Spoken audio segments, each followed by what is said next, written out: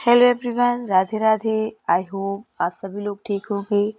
और आज हम पढ़ने वाले हैं द आपकी जो बुक है फ्लेमिंगो क्लास 12, इसमें से लॉस्ट स्प्रिंग को आज हम कवर करने वाले हैं। और इसके 4 से 5 वीडियो हमने अपलोड कर दी हैं। बहुत छोटी छोटी वीडियो हैं, 10 से 12 मिनट की, तो इसको आप ज़रूर देख लेना। और जो है आज हम इस वीडियो में पूरा लेसन जो है वो कंप्लीट करेंगे। तो चलिए, यहाँ से हमने इसको छोड़ा था और यहीं से इसको स्टार्ट करते हैं। तो लास्ट वीडियो में हमने देखा था कि सविता, जो कि एक पिंक कलर में ड्रेस पहनी हुई एक लड़की जो है, उसकी दादी जो है वो उसके पास में बैठी हुई और वो बताती हैं कि जो चूड़ी है वो किस का प्रतीक है, सुहाग का। और जो महिलाएं जो हैं वो चूड़ी पहनती हैं। तो और यहाँ से हमने देखा था कि मुकेश के फादर बोलते हैं कि उन्होंने भले ही बच्चों को अच्छी एजुकेशन न दी हो, लेकिन उन्होंने जो है घर रहने के लिए क्या किया है, बनवा दिया है। Hearing him, one wonders if he has achieved what many have failed in their lifetime। तो मुकेश के जो फादर हैं, जब वो बता रहे हैं कि उन्होंने रहने के लिए घर बनवा दिया है, तो वो ऐसा फील कर रहे हैं, मतलब अपने आप में ऐसे एक अचीवमेंट उन्होंने प्राप्त किया है, ऐसी उपलब्धि उन्होंने प्राप्त की है जिसमें वो बताते हैं कि कुछ लोग तो जीवन भर उस काम को पूरा नहीं कर सकते हैं। He has a roof over his head, और उनके सिर पर क्या है, अभी छत है। The cry of not having money to do anything except carry on the business of making bangles। तो वो कह रहे हैं कि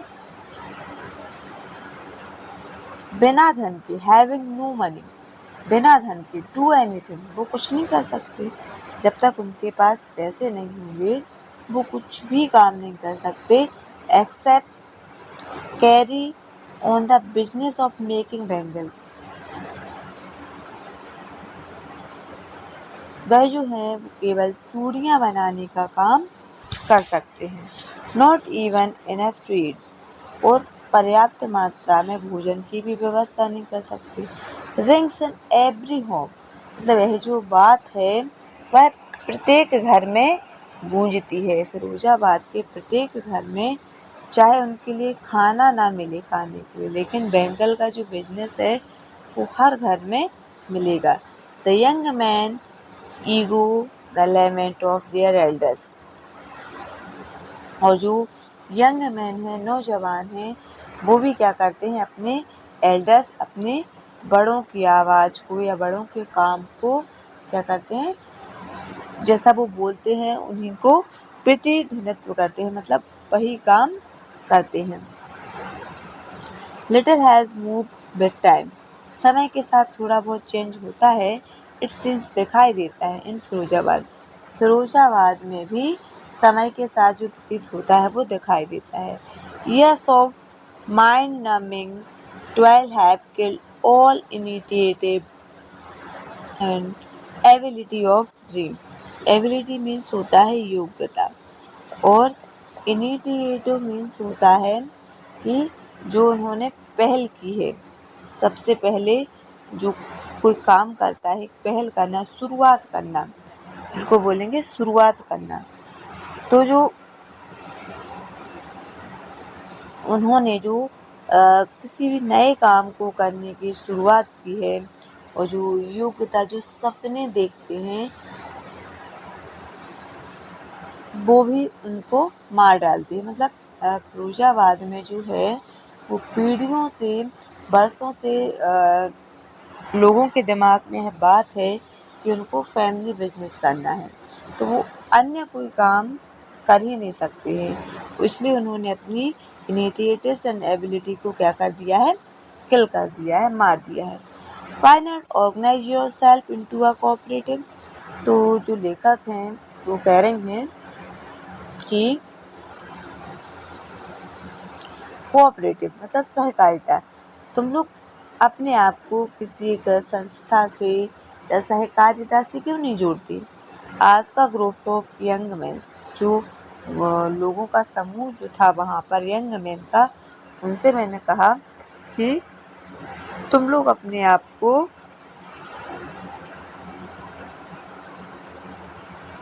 क्यों नहीं जोड़ लेती हो।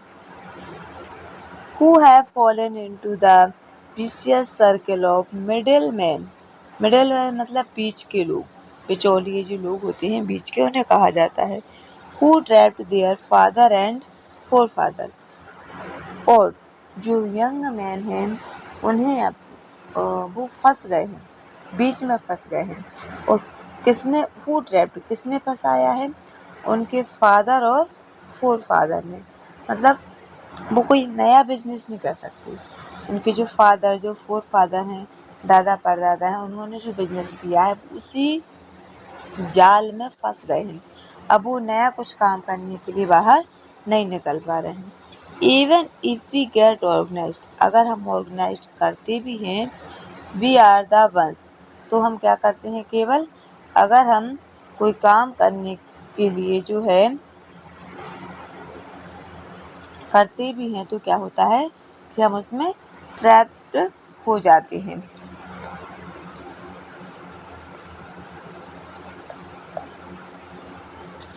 Who will be held up by the police, और पुलिस के द्वारा उन्हें क्या किया जाता है,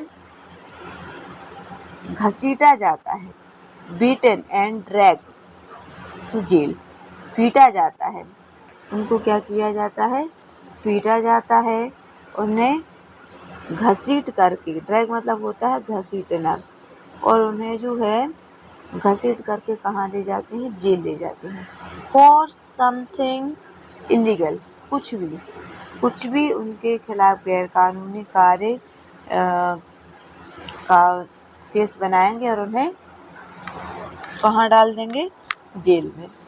this is there is no leader among them, उनका कोई लीडर नहीं है।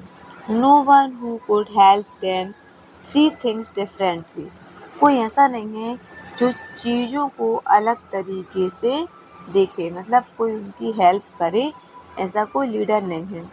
Their fathers are as tired as they are, मतलब उनके जो फादर्स हैं वो भी कुछ नया करने की सोच रहे होंगे, लेकिन वो भी वैसे ही थक चुके थे जैसे कि हम। They talk endlessly in a spiral that moves from poverty to apathy to greed to injustice, और वो लोग जो है वो केवल अंतहीन बातें करते हैं, वृत्ताकार अंतहीन बातें करते हैं, जो कि बताती हैं कि वो गरीब हैं, उदासीन हैं, और लालच में जो है या अन्याय में क्या है, फंसे हुए हैं। लिसनिंग टू देम, उन्हें सुनकर, आई सी टू डिस्टिंक्ट वर्ल्ड, और मेरे दिमाग में दो चीज़ें आती हैं, दो भिन्न संसारों को। डिस्टिंक्ट मतलब होता है भिन्न, अलग। मैं दो अलग संसारों को देखती हूँ। One of the family catched in a wave of poverty, wave मतलब होता है जाल, एक परिवार जो गरीबी के जाल में फंसा हुआ है। बर्डन मतलब बोझ होना, उनके पास किस चीज़ का बोझ है, वो burdened by the stigma of caste in which they are born, और उस जाति में बंधे हुए हैं जिसमें उन्होंने जन्म लिया है। The other of vicious circle of the साहूकार, जो दूसरा जो संसार है वो किन लोगों का है, साहूकार लोगों का है। मिडलमैन, जो बिचौलिए, जो दो इस तरफ और इस तरफ, दो तरफ होते हैं, बीच के जो लोग हैं। पुलिसमैन हैं, the keepers of law, the bureaucrats and politician, और जो ब्यूरोक्रेट्स हैं मीन्स अधिकारी या जो कर्मचारी हैं,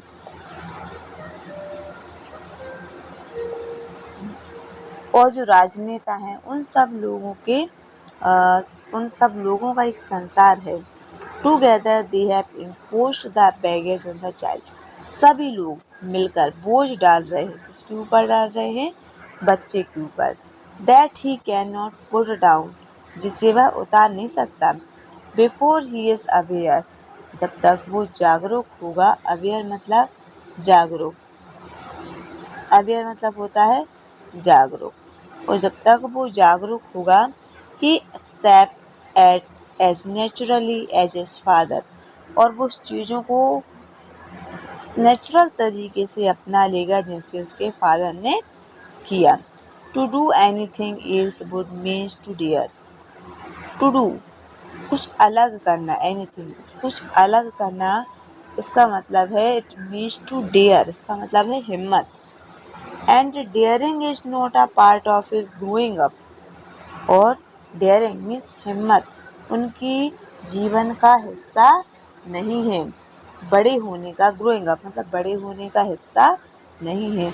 when I sense a flash of it in Mukesh, और जब मेरे दिमाग में मुकेश की बात आती है, आई एम चीयर्ड, मैं खुश हो जाती हूँ। I want to be motor mechanic, मैं भी मोटर मैकेनिक बनना चाहता हूँ। ही रिपीट्स, वह फिर से कहता है कि मैं मोटर मैकेनिक बनना चाहता हूँ। He will go to garage and learn, वह कहता है कि वह गैरेज जाएगा और वहाँ सीखेगा। But the garage is as long way from his home, लेकिन जो गैरेज है वो उसके घर से कैसी है? दूर है। आई विल वॉक, मैं जाऊंगा। ही इंसिस्ट, वह उसने दृढ़ कर लिया है, सोच लिया है, नहीं मैं तो जाऊंगा। कैसे जाऊंगा? वॉक, वॉक मीन्स पैदल जाऊंगा। Do you also dream of flying a plane, क्या तुमने कभी सोचा है, क्या तुमने सपना देखा है कि तुम प्लेन उड़ाओगे? ही इज सडनली साइलेंट, अचानक से साइलेंट हो जाता है। नो, ही सेज, उसने कहा नहीं। Starring at the ground, star मतलब होता है किसी चीज को टकी लगाकर देखना, या इसको हम घूरना भी बोलते हैं।